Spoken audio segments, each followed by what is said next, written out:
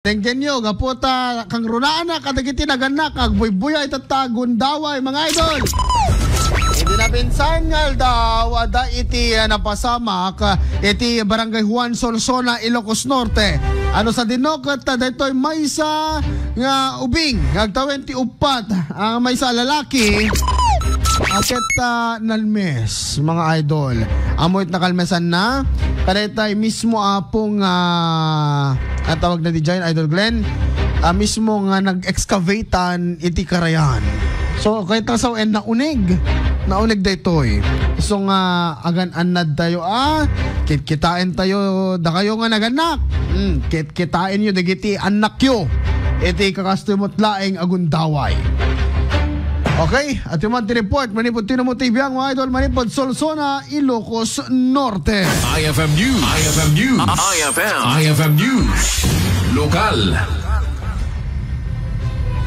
Nagbalaag ni Police Captain Randy Damo, Hepe ti Solsona Municipal Police Station, kadagiti naganak, akit kita, da kumadagiti anak na, dahito ikat kalpasan, ti panakalmes, ti agtawin upat nga ubing, analaki, iti Tina River, iti Barangay Juan, Solsona, Ilocos Norte.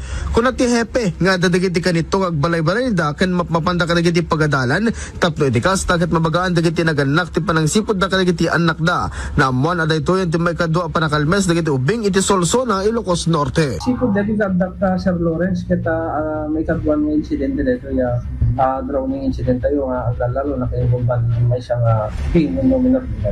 Okay. So kapag dito sir anati aktang ti PNP Solsona tapos talat mabagaan man lang ti nagana. Well, di pa lang muna nga insidente Sir Lawrence kita inayo mi dito yung parang palagi kung reminder di diwayat mi nga panagbisita ti barangay when panagipulong-pulong mi at nung itikas sa kumakit hana maulit itikas yung kasama. Alahit man dito yung kundaway nga palagiban manen iti kailyan iti nga Solsona lalo ipada anak-anak.